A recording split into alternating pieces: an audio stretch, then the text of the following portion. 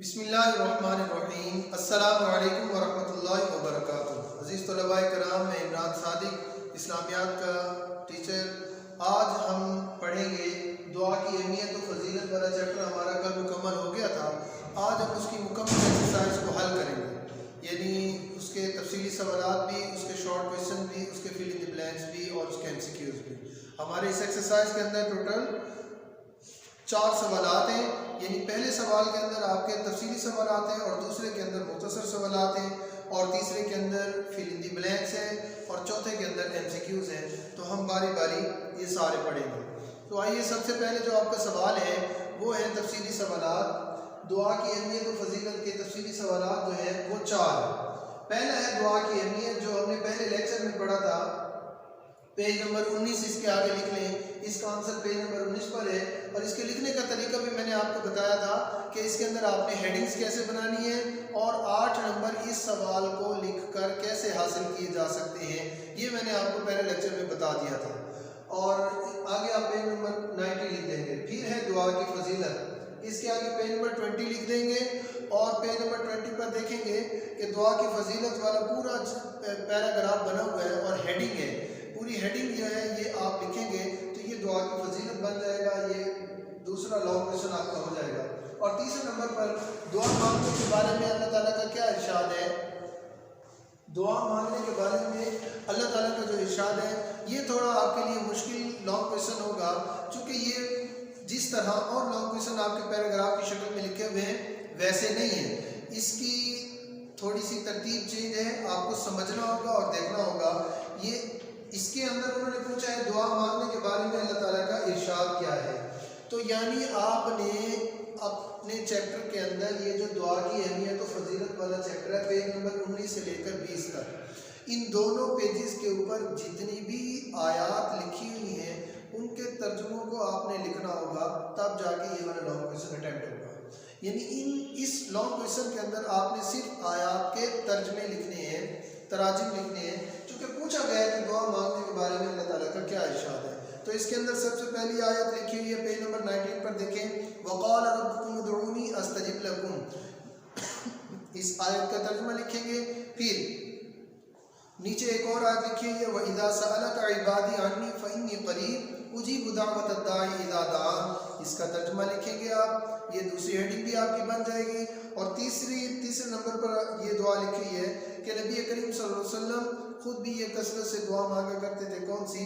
रब्बना आतिना फिद दुनिया हसनतन व फिल आखिरति हसनतन व क़िना अज़ाबन नार। इस आयत का तर्जुमा, यानी इन 3 आयतों का तर्जुमा आप लिखेंगे तो आपका ये लॉन्ग क्वेश्चन मुकम्मल हो जाएगा। उसके बाद आ जाते हैं चौथे लॉन्ग क्वेश्चन की जानिब। दुआ के आदाब लिखें। तो दुआ के आदाब का पूरा एक टॉपिक बना हुआ है आपके इसी चैप्टर के अंदर, आदाब दुआ। इसके अंदर 8 आदाब दुआ लिखे गए हैं और ये याद रखिएगा इनमें से कोई एक भी मिस नहीं होना चाहिए, बल्कि अगर कोई और दुआ के आदाब आपके जहन में आए तो वो आप लिख सकते हैं। मसलन यहाँ पर नहीं लिखा हुआ कि दुआ करते वक्त इंसान अपने लिबास पे अच्छी खुशबू लगा ले, कंघा कर ले। तो ये यानी जितने भी हम बन सबर कर या जितने भी हम पाकीज़ा और साफ़ सुथरे होकर अल्लाह के बारगाह में, हम चूँकि उस हकीकी परवरदिगार की बारगाह में पेश हो रहे हैं और उससे हम कुछ मांगना चाह रहे हैं, उसकी खुशनुदी के लिए हम जो कुछ भी अच्छा कर सकते होंगे वो हम करके ये आदाब दुआ में आप शामिल करेंगे। फिर हम दुआ मांगते हैं। तो इस तरह ये आदाब दुआ। इसके आगे आप लिख लें पेज नंबर 20 और 21। ये आपने 4 लॉन्ग क्वेश्चन हो गए आपके, ये आपने इसी तरह लिखने हैं। उसके बाद हम चलते हैं शॉर्ट क्वेश्चंस की जानिब। पहला आपका शॉर्ट क्वेश्चन मैंने कल भी आपसे डिस्कस किए थे शॉर्ट क्वेश्चन, तो आप बुक पर देखेंगे। पहला शॉर्ट क्वेश्चन है, अल्लाह ताला से दुआ ना मांगना किसके मुतरादिफ है। आगे इसके लिख लेंगे तकब्बुर के मुतरादिफ है, यानी अपने आप को हम अल्लाह के मुकाबले में रख रहे हैं और अपनी बड़ाई चाह रहे हैं और अल्लाह के सामने झुकने से हम कासिर हैं, तो इसको तकब्बुर कहते हैं कि हम अल्लाह के सामने ना झुकें।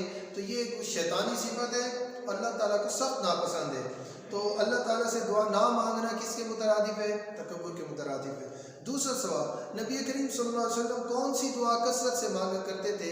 ये जो आयत मैंने अभी आपको बताया था, रब्बना आतिना फिद दुनिया हसनतन व फिल आखिरति हसनतन व क़िना अज़ाबन नार, इसका तर्जुमा लिखेंगे, ए हमारे परवरदिगार हमको दुनिया में भी नेमतें अता फरमा और आखिरत में भी नेमत अता फरमा और दोज़ख के अज़ाब से महफूज रख। इस आयत का तर्जुमा लिखेंगे। तीसरा सवाल, नबी करीम सल्लल्लाहु अलैहि वसल्लम किस तरह दुआ मांगा करते थे? तो इसका मैंने आपको बताया था अपने फर्स्ट लेक्चर के अंदर।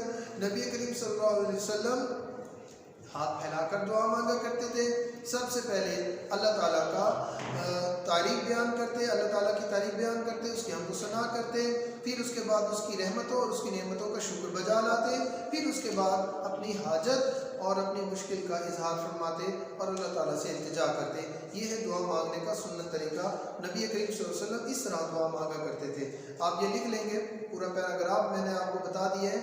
तो इसके अंदर आपने अगर पॉइंट्स बनाना चाहें तो वो पॉइंट्स भी बना सकते हैं, जैसे मैंने आपको बताया था। अगर आप इसी तरह लिखना चाहें तो भी आप लिख सकते हैं। अच्छा, नेक्स्ट आपका है शॉर्ट क्वेश्चन, अगर दुआ फ़ौरन कबूल ना हो तो क्या किया जाए? तो आप ये देखेंगे आदाब दुआ के अंदर आठवां पॉइंट आदाब दुआ के अंदर इसी पेज पर, जिस पेज पर शॉर्ट क्वेश्चन है, इसी पेज पर आदाब दुआ का लास्ट पॉइंट, ये इसी आपके शॉर्ट क्वेश्चन नंबर 4 का आंसर है कि अगर दुआ फ़ौरन कबूल ना हो तो क्या किया जाए। तो लिखा हुआ है, अगर दुआ कबूल ना हो तो बेसब्री का मुजाहरा ना किया जाए बल्कि बार बार दुआ की जाए। आप इसको इस तरह भी लिख सकते हैं कि अगर दुआ फ़ौरन कबूल ना हो तो सब्र किया जाए और मुसलसल दुआ की जाए, बार बार दुआ की जाए। आप इस तरह आसानी से जो आप बेहतर समझें लिख सकते हैं, मगर जवाब यही होना चाहिए। उसके बाद आपका लास्ट शॉर्ट क्वेश्चन है, दुआ मांगते हुए दिल में क्या यकीन रखना चाहिए? दुआ मांगते हुए दिल में ये यकीन रखना चाहिए कि अल्लाह ताला हमारी दुआ को ज़रूर कबूल करेगा। ये आपके आदाब दुआ का 7th पॉइंट है। 7th पॉइंट देख लें, यानी आदाब दुआ का 8वां पॉइंट आपके शॉर्ट क्वेश्चन नंबर 4 का आंसर है और आदाब दुआ का 7th पॉइंट आपके शॉर्ट क्वेश्चन नंबर 5 का आंसर है। इस तरह ये आपके शॉर्ट क्वेश्चंस हो गए। अब हम चलते हैं तीसरे सवाल की जानिब। आपका एक्सरसाइज का जो 3rd क्वेश्चन है वो है फिल इन द ब्लैंक्स, यानी खाली जगह पुर करें। तो उसके अंदर हमने फिल इन द ब्लैंक्स में आप लिखते जाएंगे, जैसे मैंने यहाँ पर लिखा हुआ है खाली जगह के अंदर पहली जगह में लिखा हुआ है दुआ के लोग माने पुकारना के हैं, पुकारना लिख लेंगे। दूसरे नंबर पर हर मुश्किल में अल्लाह ताला ही को पुकारना चाहिए। तीसरे नंबर पर दुआ करते वक्त पूरा ध्यान अल्लाह ताला की तरफ रहना चाहिए, यानी यहाँ पर भी अल्लाह ताला ही लिखेंगे। और चौथे नंबर पर जब कोई अल्लाह ताला को पुकारता है तो वो उसका जवाब देता है, यानी अल्लाह ताला हर पुकारने वाले की पुकार का जवाब देता है, तो जवाब लिखेंगे। और लास्ट जो आपका हर असल हाजत रवा और कारसाज यानी काम बनाने वाला, बिगड़े हुए कामों को बनाने वाला, हर मसले का हल करने वाला कारसाज कौन है? अल्लाह ताला है। ये 5 आपके फिल इन द ब्लैंक्स हो गए जो खाली जगह मैंने पूरी कराई है। अब हम चलते हैं चौथे क्वेश्चन की जानिब आपके एक्सरसाइज के, जो कि MCQs हैं। MCQs के अंदर आप देखेंगे पहला MCQ है, अल्लाह ताला के मकबूल बंदे और पैगंबर आखिरत में कामयाबी के लिए क्या अमल करते रहे? बहुत इंपॉर्टेंट आपका MCQ है, अल्लाह ताला के मकबूल बंदे और पैगंबर आखिरत में कामयाबी के लिए क्या अमल करते रहे? दुआएं देते रहे, दुआएं मांगते रहे, दिन रात जागते रहे, जंग करते रहे, बल्कि इसका जो करेक्ट आंसर है वो है बे, दुआएं मांगते रहे। अल्लाह ताला के मकबूल बंदे और पैगंबर आखिरत में कामयाबी के लिए दुआएं मांगते रहे। दूसरा MCQ, कुरान मजीद में किन की दुआओं का जिक्र है? अम्बिया की, अलिफ, कुरान मजीद में अम्बिया की दुआओं का यानी नबियों की दुआओं का जिक्र है। और तीसरे नंबर पर किन हालात में अल्लाह ताला से दुआ मांगनी चाहिए? हर किस्म के हालात में, दाल यानी ना मुश्किल में ना खुशी में, बल्कि हर किस्म के हालात में हमें अल्लाह ताला से हर वक्त मदद तलब करते रहने चाहिए। उसके बाद सेकंड लास्ट आपका MCQ है, लुग़वी एतबार से दुआ के माने क्या है? यहाँ तलब करना, पुकारना, दौड़ना और खर्च करना लिखा हुआ है, तो यहाँ पर भी मैंने आपको बताया था और इधर MCQ में भी आप बे के ऊपर टिक करेंगे, यानी लुग़वी एतबार से दुआ के माने पुकारना के हैं। और लास्ट आपका MCQ है, दुआ मांगने के आदाब में शामिल है कि अल्लाह ताला की तरफ ध्यान हो, या साफ़ सुथरे कपड़े हो, या कीमती लिबास हो, या पुरसकून माहौल हो। तो सबसे जो इम्पोर्टेंट चीज़ है वो है अल्लाह ताला की तरफ इम्तिहान। तो अलिफ इसका करेक्ट आंसर है। तो ये आपके इस तरह आपने MCQs के भी निशान लगा लिए होंगे और अपने खाली जगह भी आपने पुर कर ली होगी। शॉर्ट क्वेश्चन मैंने वैसे कल भी आपको करवा दिए थे, आज मैंने रिपीट कर दिए हैं। और लॉन्ग क्वेश्चन भी मैंने अपने गुज़िश्ता लेक्चर्स के अंदर बारी बारी उनकी डिटेल बता दी थी और आज मैंने उनके पेजेस भी लिखवा लिए हैं। इस तरह आपका ये दुआ की अहमियत और फजीलत वाला चैप्टर मुकम्मल हो गया और ये आपको उम्मीद है अच्छी तरह समझ आ गया होगा।